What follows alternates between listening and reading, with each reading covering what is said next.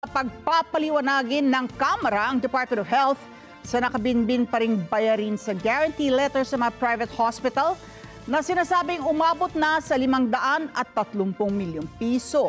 At dahil po dito, ilan nga sa mga private hospital, tumanggi na munang tumanggap ng guarantee letters hanggat hindi nagbabayad ng utang ang PhilHealth. Detalye sa live report ni Vic Sumintal. Vic.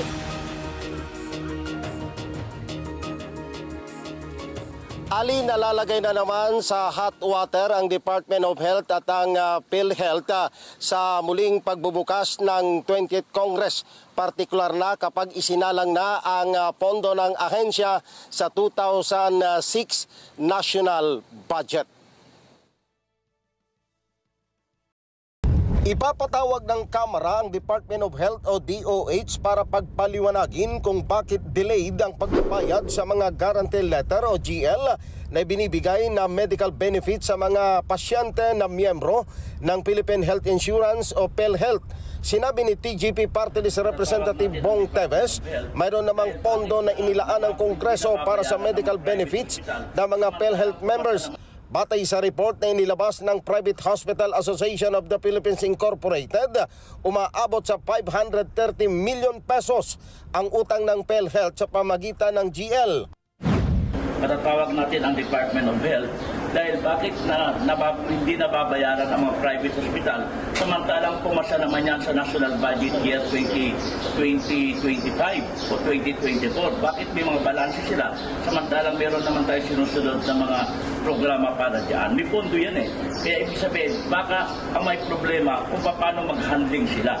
Lumabas din ang ulat na ilan sa mga private hospitals ay tumanggi munang tumanggap ng GL hanggat hindi nagbabayad ng utang ang PhilHealth. Nagpahayag naman ang pagkadismayang publiko sa ginagawa ng DOH at PhilHealth na hindi agad binabayaran ng GL para sa medical assistance dahil ito ay mayroon namang pondo na inilaan ng gobyerno na nakapaloob sa national budget. Hindi po, sir. Bakit po hindi kayo pabor? At po mawawalan po ng ibang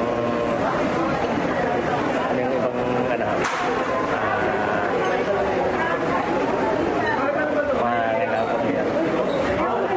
Nakikinabang ako dyan. Malaki pakinabang natin dyan. Okay, hindi lang ako, pati taong bayan. Hindi po, sir. Bakit po? Kasi kailangan po namin yun ng lalo katulad po namin mahihirap. Kailangan po namin yun. Kung aalisin yun, paano pa po kami?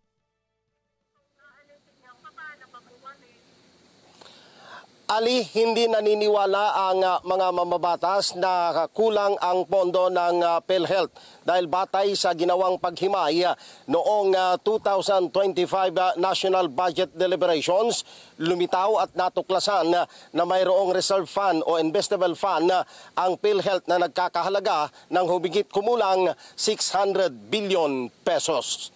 Balik sa inyo, Ali. Linawin ko lang, Vic, ha, itong pondo para dito nga sa MAIFIP, Medical Assistance for Indigent and Financially Incapacitated Patients, hihingi ka ng guarantee letter mula sa mga politiko. Sa mga government officials, yan ang dadalin mo sa mga pribadong ospital kung saan ka nandun. Pero hiwalay ang pondo ng PhilHealth. Saan galing supposed be itong pondo nitong MAIFIP na to?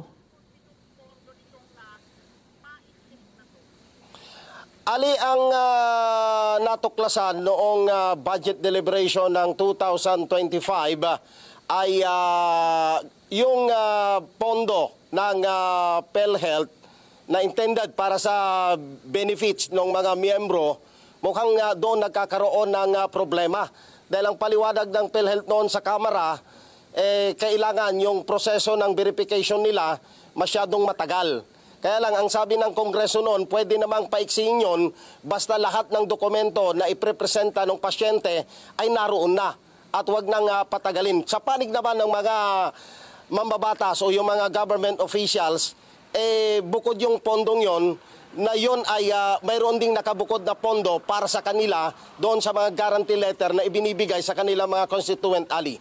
Oo. So ang sinasabi ng DOH ngayon talagang kailangan ayusin itong sistema sa PhilHealth para darating ang panahon na talagang ang tulong medical natin o ayuda ay galing talaga sa PhilHealth at hindi mo na kinakailangan kumuha pa ng guarantee letter mula sa ating mga politiko.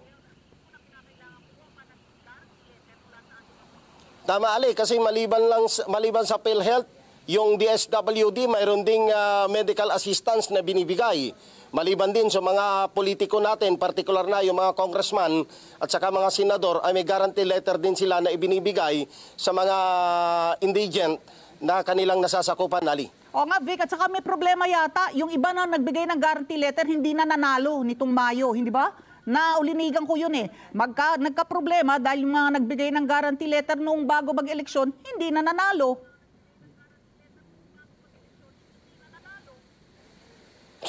Mukhang yun ang nangyari, Ali.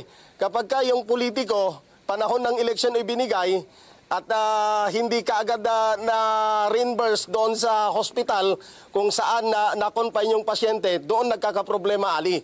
Sipin mo, nagbigay ka na ng ayuda, natalo ka pa. Okay, maraming salamat. Vic Sumintak, nag-uulat live.